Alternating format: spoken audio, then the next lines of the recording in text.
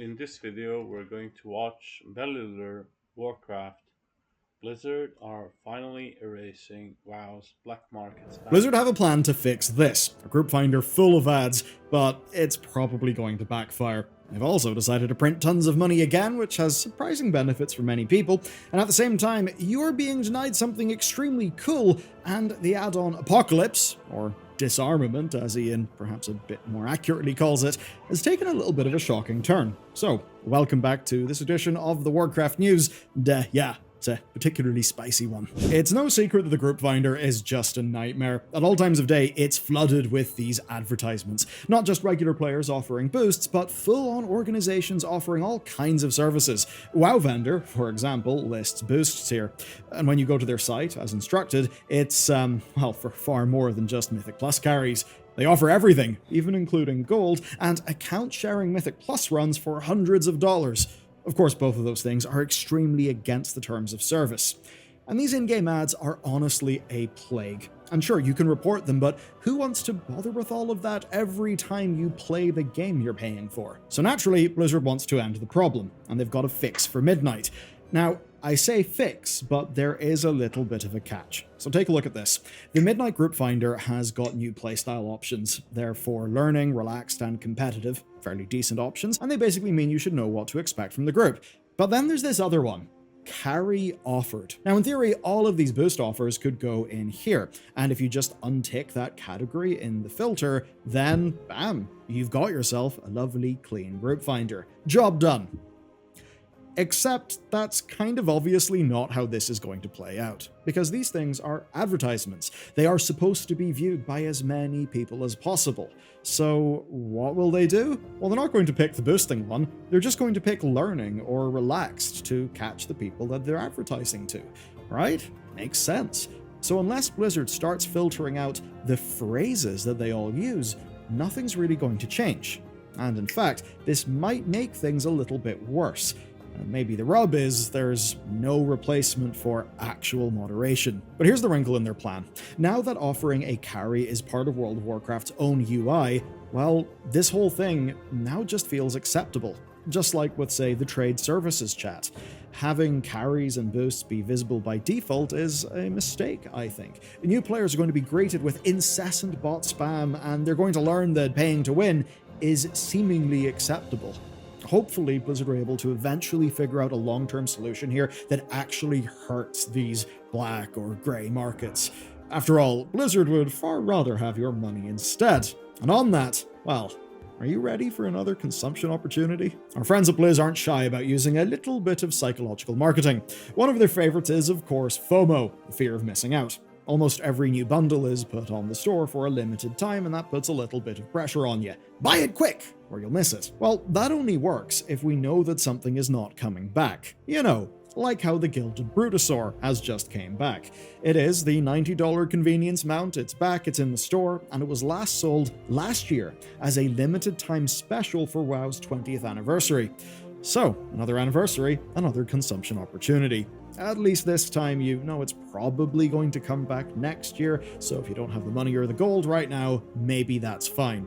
But it raises a question. Why would Blizzard risk playing their hand this obviously? Because FOMO doesn't work without the fear. Well, here's my idea. I think it's a bit of a comeback tour, where basically you missed it last time, so now you've got a bonus, special chance. Or maybe they're doing this because of player housing. Maybe they think the returning wave of players will be gigantic, so that's the right time to offer a very convenient, very exciting item on the store. You know, perfectly timed. But of course, housing isn't in just yet, so you may be wondering, surely everyone who wanted this thing bought it last year? The good news is we can actually go and see. According to data for Azeroth, 18% of tracked accounts owned the Brutosaur. That was, of course, until it came back, where now, after 1 week of it being on sale, that number is up to 21%. Now, data for Azeroth tracks about 1.3 million accounts. That means that we can do some napkin maths. Growing from 18 to 21 adds 3%. That's about 40,000 accounts. And that is, as absurd as it sounds, another $3.6 million. And that's money they've got even before player housing brings people back. But of course, there are more questions here. This is only assuming direct sales for cash. The real figure will actually be much higher. it's an expensive auction house mount, so surely the gold barons are the target customers, not the average players. And here's the thing. Rather strangely, that's exactly what Blizzard wants. Because if someone buys the Brutosaur for $90, they get $90. But if a player buys it for gold via doing WoW token shenanigans, the maths is actually different. A WoW token gives you $15 of Battle.net balance, so you'd have to buy 6 tokens, which would cost you about 2 million gold with current prices. That 2 million gold doesn't go to Blizzard. It goes to, I don't know, John Warcraft, the guy who sold you the tokens. Now, John Warcraft bought those tokens from Blizzard for $20 each, and that would mean that any Brutosaurs bought with gold actually made Blizzard $120. So, Blizzard have already made somewhere between $3.6 and $4.8 million from the Brutosaur this year at a minimum. That's based just on the accounts, of course, that are captured by data for Azeroth, and I think you can be damn sure that this will be back every year like clockwork, even if that's not very exciting. But what is exciting, though, is this new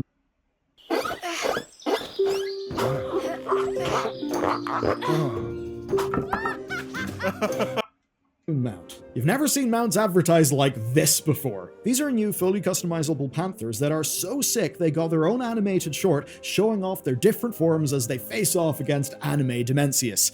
It's even got a Digimon reference, there's a banging 80s cartoon soundtrack, and it's honestly one of the best store mount promos that Blizzard have ever done. A little bit of a problem though. They're not done for us.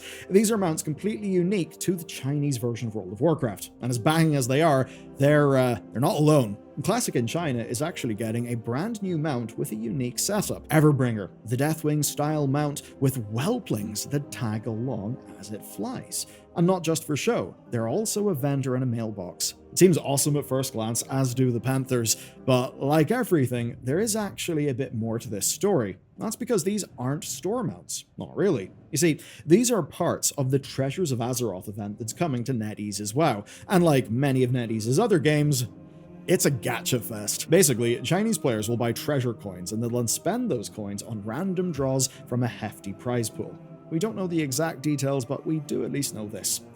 If having to gamble hundreds of dollars is the price of these panthers, and as cool as they are, maybe you and I are better off without them. Of course, NetEase somewhat gets to run WoW how they like over there, and while these mounts and the Titan Reforged servers do seem great, they clearly come at a cost, which is basically the type of business model that is a hell of a lot more acceptable in that region of the world.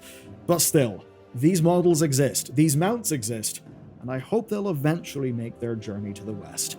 You know, just with a fixed price instead. Over the beta, Blizzard have been loosening restrictions and add-ons. The feedback has clearly been flooding in, where players just want more customization, which doesn't go against Blizzard's goals, so naturally they've obliged. And most recently, they've opened up a few specifics. One is the cast bar. Add-ons can now see what a player is casting, and that means they can display a custom cast bar for you instead of Blizzard's cast bar. So that's quite nice. Then the second thing they'll be able to access is class resources. That's things like, say, soul shards. And here's the results of all of that, where, visually, it does look like class weak auras are back. You might be thinking, didn't Blizzard want to stop this sort of thing? Well, not this sort of thing, because something is very different this time. You see, in the middle, this is the cooldown manager. Blizzard's own cooldown manager, just that it has a different layout and a custom skin. At the bottom, there's a custom cast bar. The items on the left are just items on an action bar. And then here at the top, you see a custom resource display for soul shards. That's a function that Blizzard just let add-ons go and do again. And actually, Blizzard considers all of this stuff to be acceptable. And the reason why is that, yes, it may look like weak auras, but it's not weak auras, and it can't do many of the things weak auras could do, right? So none of this should be able to do any of the custom conditional logic. So if a spell glows or a resource glows, it's not because someone wrote very smart code in the community, it's because Blizzard said it should, as a part of how they've designed their game to be played and how they've designed their classes. So what all of this is just window dressing over what the base UI can do. But whenever I say just, I think that's kind of unfair. One of the things people love about add-ons is just customizing the game to look the way that they want. And this allows them to do that, which I think is a good thing. And honestly, I think it's a pretty solid landmark. I think this is the actual add-on disarmament that Ian was talking about, where now add-ons can handle customization but Blizzard handles features. And because Blizzard handles features, they can make sure that those features are in alignment with the design of their classes and the design of their encounters. Though, of course, that's not to say that all of Blizzard's work is done. There's a lot of work to do in things like, say, the damage meters. And on that, we will have a breakdown of how Midnight's UI is coming along very soon. But in the meantime, Midnight's new lore has got a few interesting wrinkles that I want to warn you about. So to get that, you can check out this video next.